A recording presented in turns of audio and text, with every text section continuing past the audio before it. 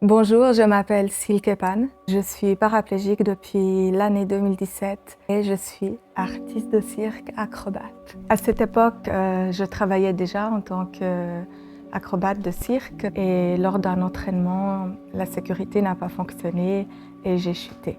Après l'accident, il y a quand même eu un arrêt net de la pratique sportive, acrobatique, circassienne. J'ai dû rester alitée complètement sans bouger pendant 3 mois. Et ensuite à l'hôpital quand même pendant plus de 6 mois. C'était une remise en question complète de moi, de ma vie, de mon identité.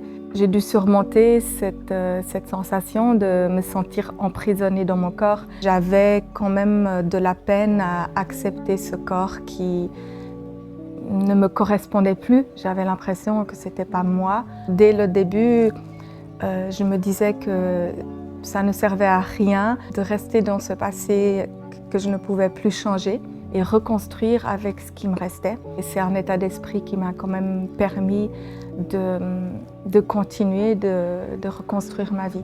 J'ai demandé à mon mari de m'amener des haltères et j'ai commencé à refaire des exercices pour les bras en étant dans mon lit d'hôpital.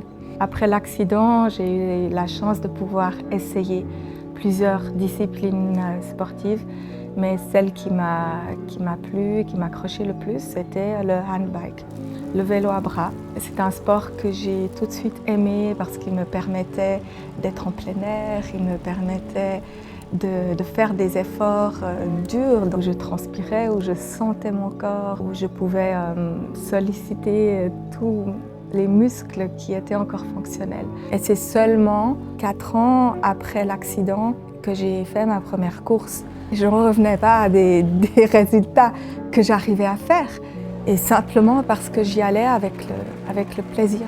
J'adorais ça, et à partir de là, je suis rentrée dans le circuit des grandes courses internationales, mondiales. En 2021, j'avais à ce moment-là déjà dans ma tête switché et recommencer avec mon nouveau rêve. Et j'avais perdu la motivation pour le handbike. Je voyais plus le sens de faire ça. Quand enfin la porte s'est ouverte pour moi de voir que c'était possible de retourner dans le domaine du cirque, je me suis sentie redevenir moi. Et j'avais pas besoin de me poser des questions. C'était tellement fort quand je suis revenue au cirque que me dire mais oui, c'est ma place, c'est ma vie et c'est comme ça que j'ai besoin de m'exprimer.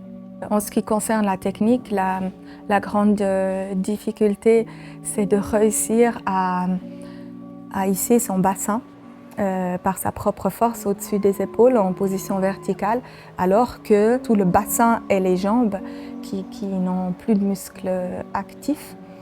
Et ensemble avec mon mari, on est venu à cette idée de prendre une barre de métal, de la poser sur la nuque et d'y attacher les chevilles.